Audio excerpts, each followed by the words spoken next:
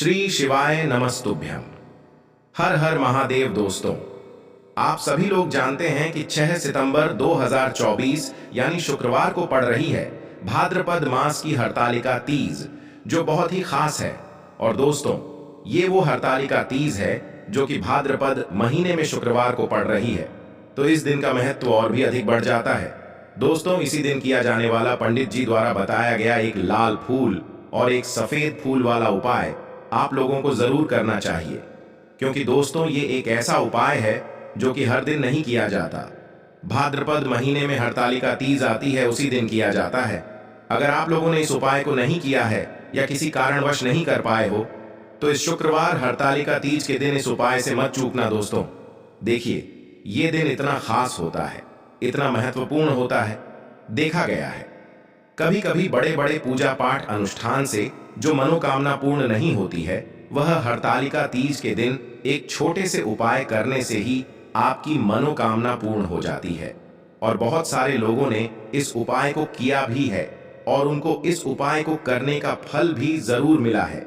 अगर आप लोग भी इस उपाय को इस शुक्रवार हरतालिका तीज के दिन करना चाहते हैं, तो आप इस उपाय को पहले अच्छे से समझ लेना, सुन लेना, उसके बाद करना। आपको इस उपाय का फल जरूर मिलेगा, आपकी सभी मनोकामनाएं पूरी हो जाएंगी।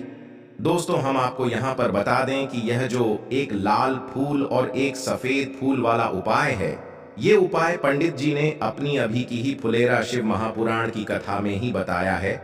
और इस उपाय को करने से आपके घर में चाहे किसी भी प्रकार की दुख और समस्या क्यों ना चल रही हो, आपको उसका कारण भी नहीं पता है कि भाई ये समस्या किस कारण से चल रही है। उसका कुछ भी कारण हो सकता है, जैसे पितृदोष हो सकता है, काल सर्प दोष हो सकता है, या किसी भी तरह का मंगल दोष भी हो सकता है। और भी बहुत तरह के दोष होते हैं, कुछ भी हो सकता है। पर आपको इस उपाय को करने के लिए अपने दोष को पता लगाने की भी जरूरत नहीं है।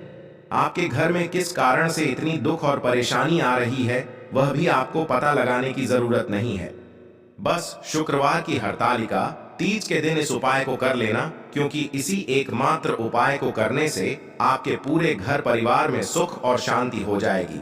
आपके घर में अच्छे अच्छे काम होने लगेंगे।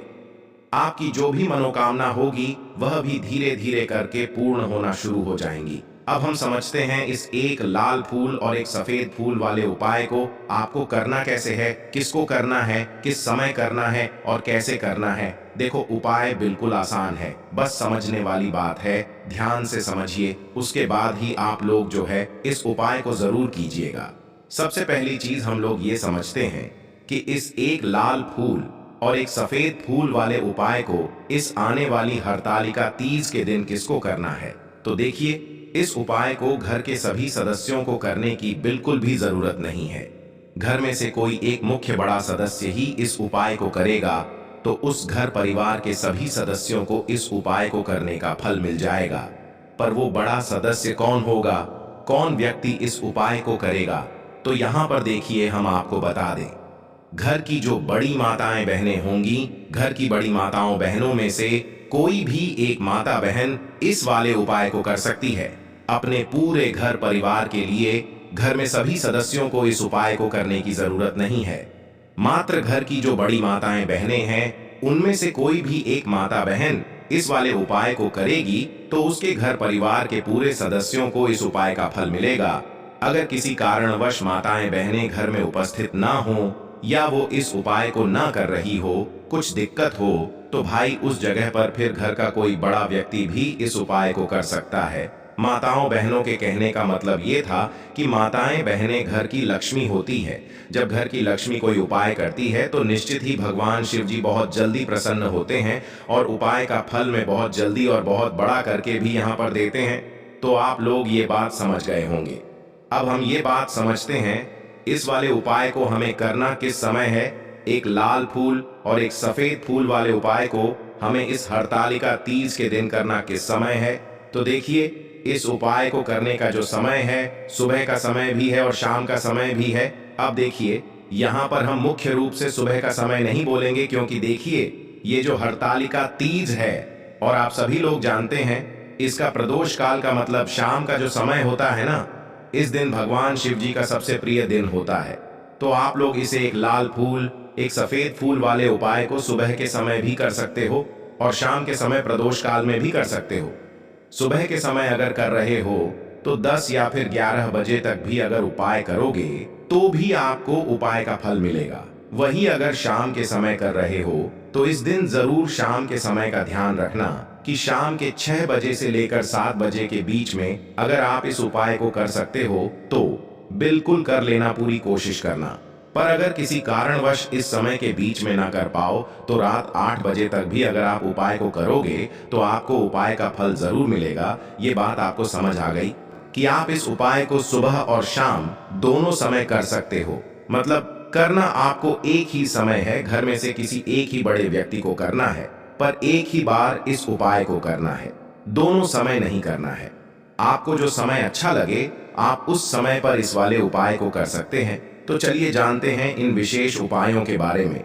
लेकिन उससे पहले जो भी मेरे भाई मेरी प्यारी बहनें आज चैनल पर पहली बार आए हैं या मेरी आवाज आज पहली बार सुन रहे हैं, अगर आप भी महादेव के सच्चे भक्त हैं तो वीडियो को लाइक और चैनल को सब्सक्राइब जरूर कर लें और कमेंट बॉक्स में लिखे हर हर महादेव, ओम नमः शिवाय। देखो, अब सबसे महत्वपूर्ण बात आती है कि इस उपाय को हमें करना किस लिए है। जैसा कि हमने अभी आपसे बोला कि इस उपाय को करने के बाद आपके जीवन में बहुत सारी खुशियां आएंगी, आपकी मनोकामनाएं पूर्ण होंगी, आपकी धन की समस्या दूर होगी, आपकी पैसों की समस्या दूर होगी।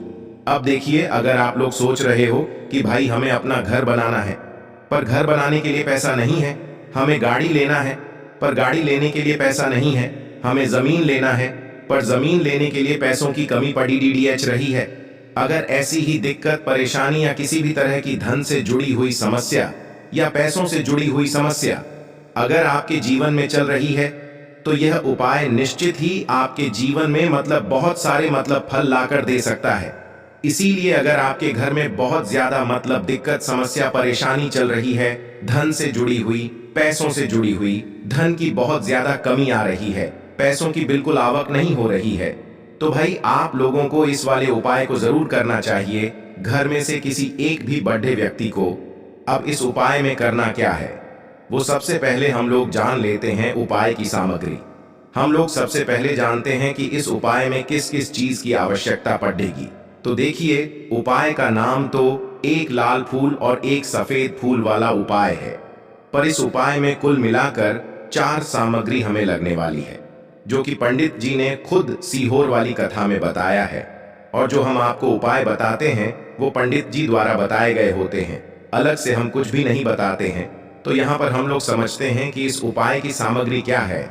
तो देखो, उपाय की जो सामग्री है वो 4 सामग्री है, जिसमें से सबसे पहली सामग्री है एक बेलपत्र। देखो, बेलपत्र क्या होती है? बेलपत्र जो शिव की शिवलिंग पर चढ़ती है। दूसरी चीज है एक शमी पत्र, शमी पत्र वो जो शिवलिंग पर ही चढ़ता है। तीसरी चीज है दोस्तों एक लाल फूल, जो उपाय का नाम है।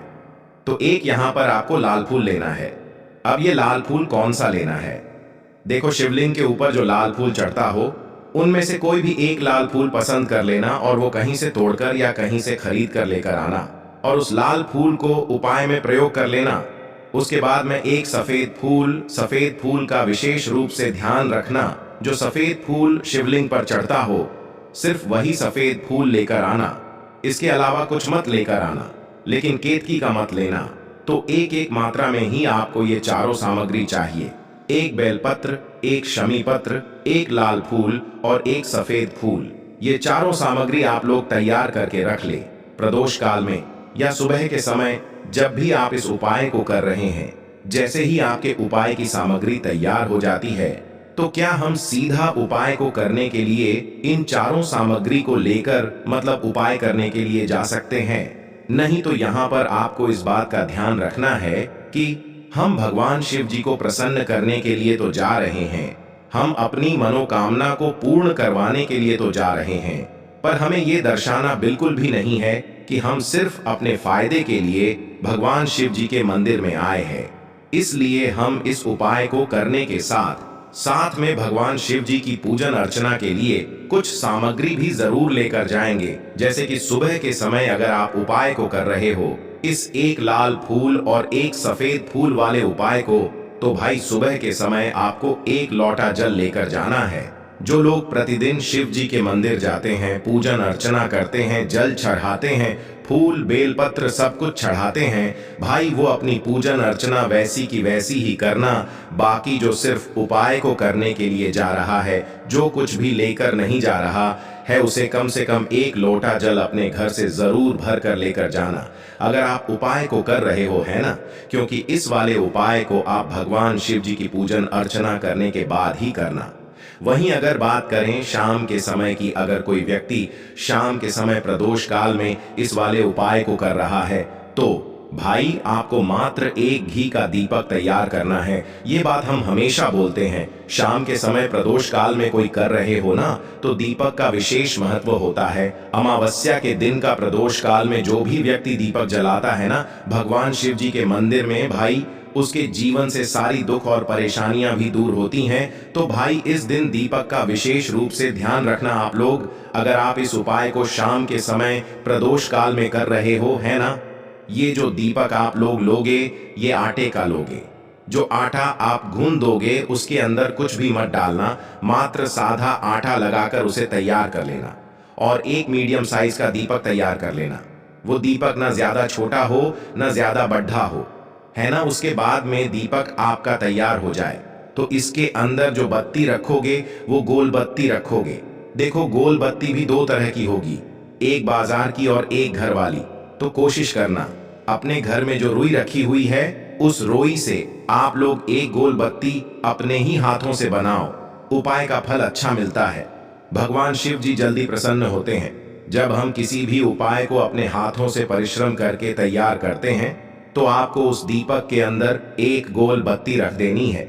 इसके अंदर जो चीज आप लोग डालोगे वो डालोगे। शुद्ध देसी गाय का घी, इस बात का विशेष रूप से ध्यान रखना, शुद्ध देसी गाय का घी ही डालना है, तेल वगैरह नहीं। आज के दिन तो मत डालना, क्योंकि भगवान शिव जी का सबसे प्रिय दिन और प्रिय समय पर हम लोग इस वाले उपाय को कर रहे हैं। तो थोड़ा सा शुद्ध देसी गाय का घी इतना डालना कि वो दीपक कुछ समय तक चल सके ना। बाजार वाला मिलावटी घी डालना, न भैंस का घी डालना। शुद्ध देसी गाय का घी आपको ढूंढने में थोड़ी मतलब मेहनत लगेगी और महंगा भी मिलेगा, पर गाय के घी से भगवान शिव जी प्रसन्न होते हैं और उसी शुद्ध देसी गाय की घी से घर में बरकत भी बनी रहती है और हमारे घर में सुख शांति भी बनी रहती है। इसलिए इस शुद्ध देसी गाय का घी को अपने घर में हमेशा रखा करो। वो भगवान शिव जी के कार्यों में भी उपयोग में आता है और उपायों में भी हम लोग प्रयोग कर सकते हैं। तो यहाँ पर आपकी सारी तैयारियां हो चुकी हैं। उपाय को करते समय शुद्धता का विशेष रूप से ध्यान रखिएगा। सुबह कर रहे हो तो भाई सुबह तो आपको स्नान करना ही करना है। बाकी शाम को कर रहे हो तो शाम को मात्र हाथ मुंह धोकर भी आप लोग इस वाले उपाय को कर सकते हो। कोई दिक्कत वाली बात नहीं है भाई। उपाय की पूरी सामग्री तैयार करके और पूजन सामग्री लेकर आपको भगवान शिव जी के मंदिर पहुंचना है, जो आपके घर के पास में हो, जहां पर शिवलिंग विराजित हो, शिवालय हो, वहां पर आप लोगों को पहुंचना है। और जैसे ही आप भगवान शिव जी के मंदिर में पहुंचते हो, वहां जाकर ही उपाय शुरू नहीं करना है। पहले आपको भगवान शिव जी की पूजन अर्चना करना है। पूजन अर्चना कैसे करोगे? सुबह के समय गए हो तो एक लोटा जल वगैरह जो भी पूजन सामग्री लेकर गए हो, उससे पहले पूजन सामग्री आप लोग मतलब पूजन भगवान शिव जी की कर लो। जो व्यक्ति सिर्फ एक लोटा जल लेकर गए हैं, वो शिव जी की शिवलिंग पर मात्र एक लोटा जल एक धारा से धीरे धीरे करके चढ़ा लो, है ना। अपनी पूजन अर्चना आप लोग जो हैं पूरी कर लो पहले।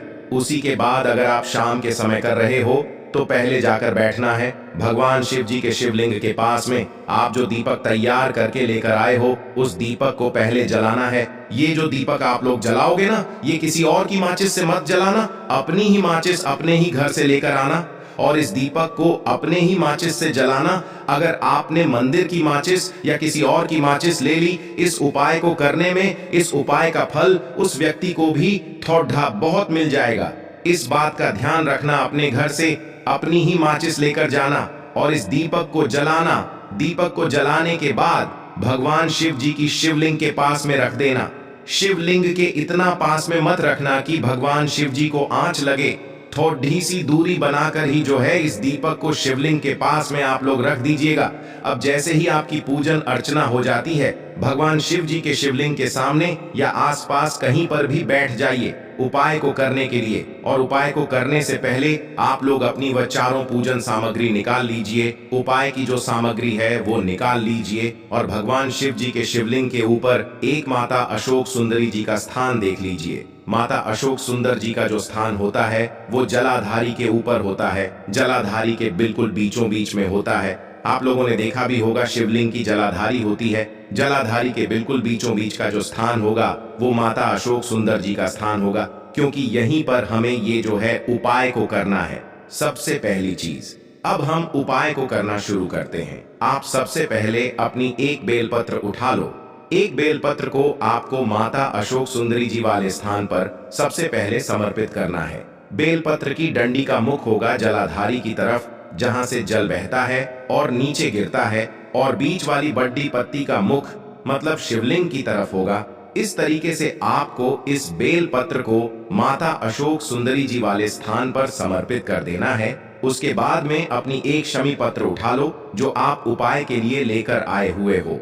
शमी पत्र को उठाकर शमी पत्र की भी जो डंडी का भाग होगा वो जलाधारी की तरफ करके, जहां से जल बहता है नीचे गिरता है उस तरफ करके, और पत्ती वाला भाग शिवलिंग की तरफ करके इस शमी पत्र को भी उस बेल पत्र के ऊपर आपको समर्पित कर देना है। समर्पित करने के बाद अब आप ले लो अपना एक लाल फूल जो आप उपाय को करने के लिए लेकर आए हुए हो। इस लाल फूल का जो खिला हुआ भाग होगा, चाहे वो गुलाब का फूल हो, चाहे कोई सा फूल जो शिवलिंग पर चढ़ता हो, भाई उस फूल का जो खिला हुआ भाग होगा वो शिवलिंग की तरफ होगा।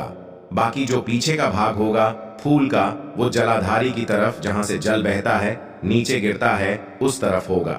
और आखिरी में आपका जो एक सफेद फूल बचा हुआ है, इस सफेद फूल को भी आपको लेना है, और सफेद फूल का जो खिला हुआ भाग होगा वो शिवलिंग की तरफ होगा, जहां पर शिवलिंग रखा हुआ है उस तरफ होगा, और डंडी का भाग जलाधारी के पीछे की तरफ हो जाएगा।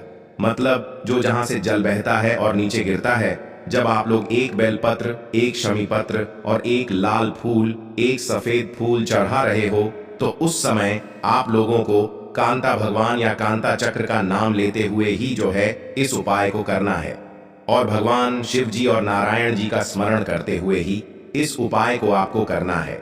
तो जब भी आप एक बेल पत्र, एक शमी पत्र, एक लाल फूल और एक कमी हो रही है, जो भी दुख और समस्या परेशानी चल रही हो, आपको अपनी वह दुख और परेशानी जो है भगवान शिव जी से उपाय को पूरा करने के बाद वहीं पर पास में बैठकर बोल देना है। हाथ जोड़ के आंखें बंद करके अपनी परेशानी और श्री शिवाय नमस्तुभ्यम का जाप करना है। दोस्तों, आज हमने इस वीडियो में कुछ उपाय बताए हैं जो आपको करने हैं। अगर आपको वीडियो अच्छी लगी हो तो वीडियो को 1 लाइक और चैनल को सब्सक्राइब जरूर करें। हर हर महादेव।